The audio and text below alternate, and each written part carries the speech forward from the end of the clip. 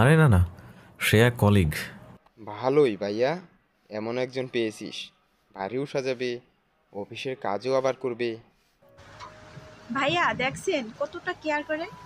হ্যাঁ ভাইয়া, বুড়ো হয়ে যাবে, জলদি বিয়েটা করে ফেলো। চুপ কর বাদরগুলা। এরপরে ওদের খাইয়ে মাধবীর কথা বলি এবং এই যে এখন কিভাবে ওর সাথে কথা হয় সেটাও বলি। রিয়া অনেকক্ষণ চুপ থেকে ভাইয়া একটা কথা জিজ্ঞেস করি। হ্যাঁ করো। ভাইয়া আপনি কি তাকে পছন্দ করেন? মানে বুঝেন তো কি বলতেছি। আমি এই প্রশ্নটা কখনো নিজেকে করিনি। আসলেই কি পছন্দ করি ওর প্রতি? সেই যখন ছবিটা দেখেছিলাম তখন থেকে একটা অন্যরকম ভালো লাগা কাজ করে। আমি কি বলবো রিয়াকে? ভাইয়া বলেন, দেখেন যদি করেন তো আমরাই সাহায্য করব আপনাকে। আরে না না, ওদের সাথে অনেকক্ষণ কথা বললাম। বিকেলে নাস্তা করে ওরা বাড়িতে গেল।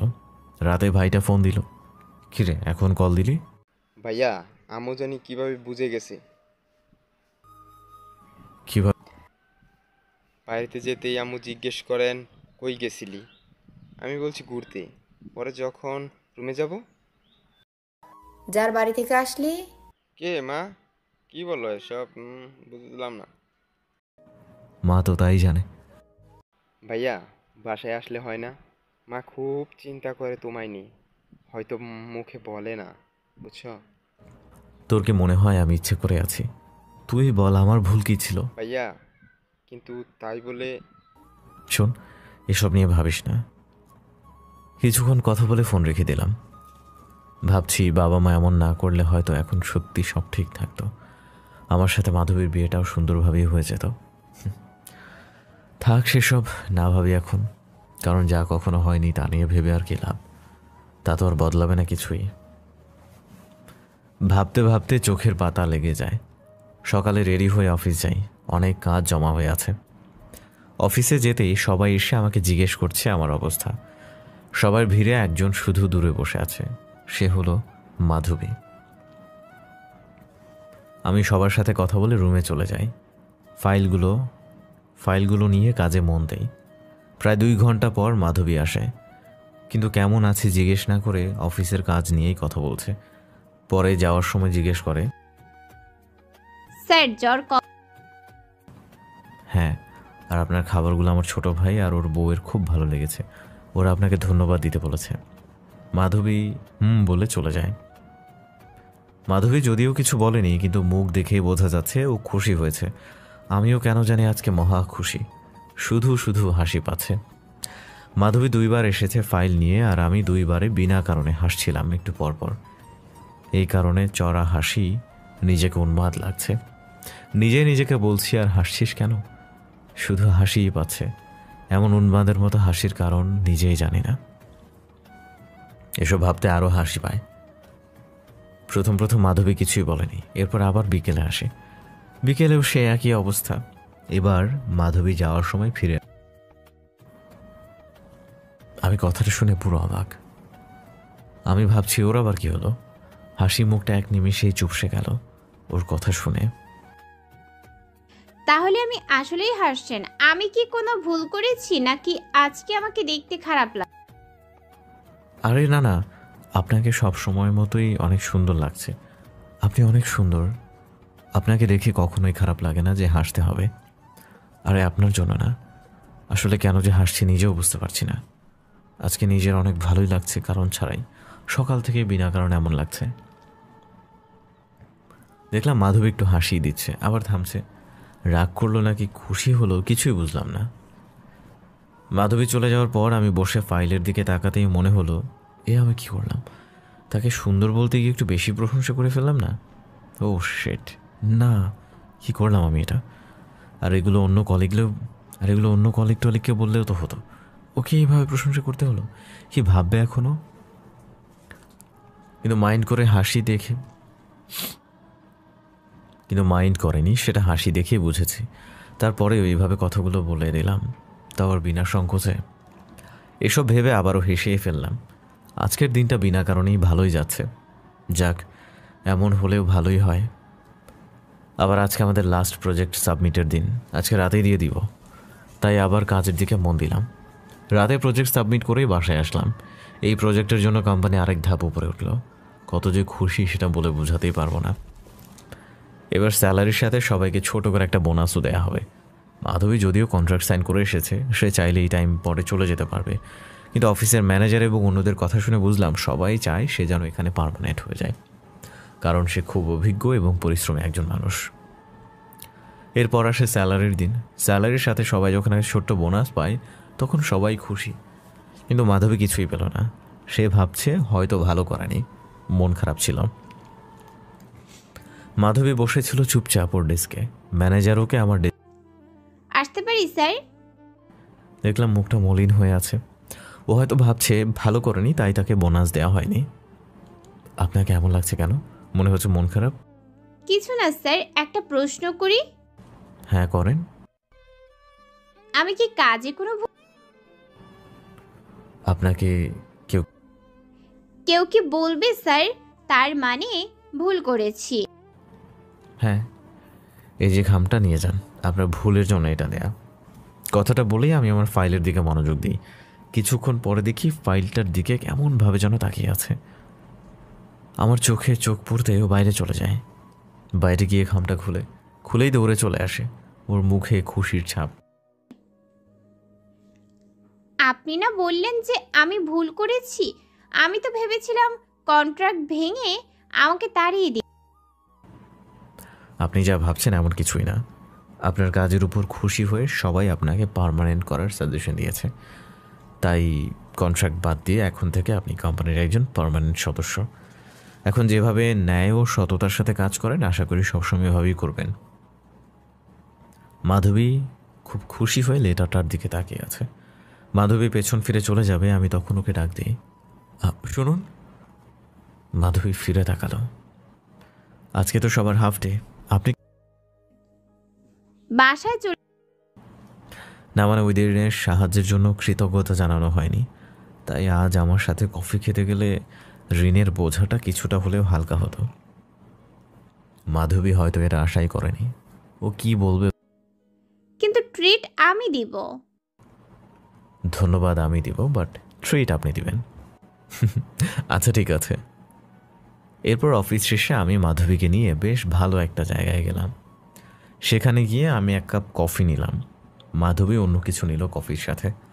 আমাকেও বলেছিল নিতে, কিন্তু আমি নেইনি। আপনি কি 3 বেলায় কফি খান না? মানে ওই দিনও দেখলাম, আজকেও এমনি অভ্যাস। অন্য কিছু নেই? না, ক্ষুধা নেই। ওকে আজকে দেখে বোঝাই যাচ্ছে না আমার সাথে ওর এমন একটা অতীত ছিল। হয়তো খুশির জন্যই ভুলে গেছে, বা ওইসব সত্যি মন থেকে ভুলে গেছে। এর কিছুক্ষণ চুপচাপ পর আমি নিজেকেই বলছি, নিয়ে তো এলি, এখন এমন নিরামিষের মতো চুপ করে বসে আছিস কেন? বোরিং একটা তুই, নিজেই নিজেকে বলছি। মাধবী কিছুক্ষণ পর কেন যেন একটু আচ্ছা একটা প্রশ্ন করি, কিছুদিন হলো জিজ্ঞেস করব, কিন্তু আপনার ব্যক্তিগত তাই করিনি। করুন, যদি না বলতে হয় আমি নিজে থেকে বলে দিব, বলা যাবে না। আপনি বাড়ি কেন ছাড়লেন? মানে ওই ঝামেলা হওয়ার কিছুদিন পরেই গিয়েছিলেন, আমাকে এমন একটা সময় বলেছিলেন। আমি একটু মুচকি হাসলাম। দেখুন যদি না বলার হয়। আরে না, বলা যাবে। আসলে বাবা মা জোর করছিলেন, তাদের কথা মতো চলতাম। তা না হলে তারা ভুলেই যাবেন আমি তাদের সন্তান, তাই আমি নিজেই বাড়ি ছেড়ে দেই। মাধবী দেখলাম অপরাধীর মতো মাথা নিচু করে বসে আছে। আরে আপনি এমন করছেন কেন? এখানে আপনার কোনো ভুল নেই। আরে আপনি এমন করছেন কেন? এখানে আপনার কোনো ভুল নেই। না সত্যি বলতে আমারই ভুল। কিভাবে আমার ভুল নয়? আমার জন্য আপনাদের ঝগড়ার পরেই তো। না মোটেও না, যা হয়েছে ভালোই হয়েছে, কিন্তু এখানে আপনার কোনো দোষ নেই, বরং আমাদের জন্য আপনাদের সম্মানের, আপনার জীবনে একটা দাগ পড়ে। মাধবী এই নিয়ে কিছুই বলেনি। সত্যি বলতে আমি কখনো আপনাকে দোষী করিনি, আমার ভাগ্যকে মেনে নিয়েছি। যাক, শুনে ভালো লাগলো। কিছুক্ষণ পর আমার একটা কথা মনে হলো। মাধবী কিছুদিন আগে একটা কারণ বলেছিল যার জন্য সে আমার কাছে অপরাধী মনে করে। আমি একটা প্রশ্ন করি, আপনি বলেছিলেন আপনি অপরাধী মনে করেন নিজেকে, আমার কাছে কিন্তু কেন? আপনি তো কোনো ভুল করেননি। মাধবী আমার দিকে তাকিয়ে আছে, চোখে জল আসবে ভাব। আসলে এটার উত্তর আমি অলরেডি দিয়ে দিয়েছি। সেদিন যখন আপনারা চলে যান তখন আমি বুঝতে পারি যে একজন ভালো মানুষের সাথে এগুলো হলো। বাবা আমাকে বলেছিলেন সে ভুল করে ফেলেছেন, কারণ আপনি এমন বাবা জানলে তার সব দিয়ে হলেও নাকি বিয়েটা দিতেন, কারণ এমন ভালো মানুষ নাকি কখনো হারাতে নেই। আমি নাকি একজন খুবই ভালো মানুষ হারিয়েছি। কথাগুলো শুনে আমার খুব লজ্জা লাগছিল, কেন জানো? তাই নিজেকে দোষী মনে হয় আপনার সামনে যে আমার কারণেই আপনার বিয়েটা ভাঙলো। আপনি এর থেকে অনেক ভালো প্রাপ্য। এরপর দুইজনই অনেকক্ষণ চুপ করেছিলাম, কারণ কথাগুলোর ভাব এতটাই গভীরের ছিল যা হয়তো তাদের সাথে হয়েছে তারা ছাড়া কেউ বুঝবে না। আমি কিছুক্ষণ পর বলি, বাদ দিন এসব, যা হওয়ার হয়েছে, এখন এসব নিয়ে ভেবে লাভ নেই। এরপর খাবার শেষে চলে আসি বাসায়। আজকের দিনটা একটু অন্যরকম গেল। কিছু কথা না বলা হলেও আজকে বলা হয়ে গেল। বাড়িতে আসতেই ভাইটার কল। কিরে রুহাব, কি অবস্থা? ভাইয়া তুমি আইসা পড়ো প্লিজ, মা বাবা খুব কষ্টে আছেন জানো। আমিও আসতে চাই, কিন্তু এখন এখানেই থাকবো। আর বাবা মা আমাকে ফিরে নিতে চান না। তারা যেভাবে চান সেভাবে আমি পারবো না আসতে। এরপর ফোন রেখে দিলাম। বাড়িতে ঢুকে কিছুক্ষণ বিশ্রাম নিয়ে টিভির সামনে বসলাম। এরপর রাতে কিছু খেয়ে ঘুমিয়ে যাই। সকালে অফিসে গিয়ে বসে আছি, এমন সময় একটা অপরিচিত নাম্বার থেকে কল আসে।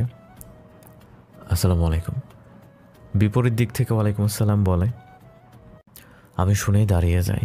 সে আমাকে কল দিল, কিন্তু মনে হচ্ছে না আমাকে চিনেছেন, কারণ স্যার বলছেন। তার মানে মাধবী কিছুই বলেনি।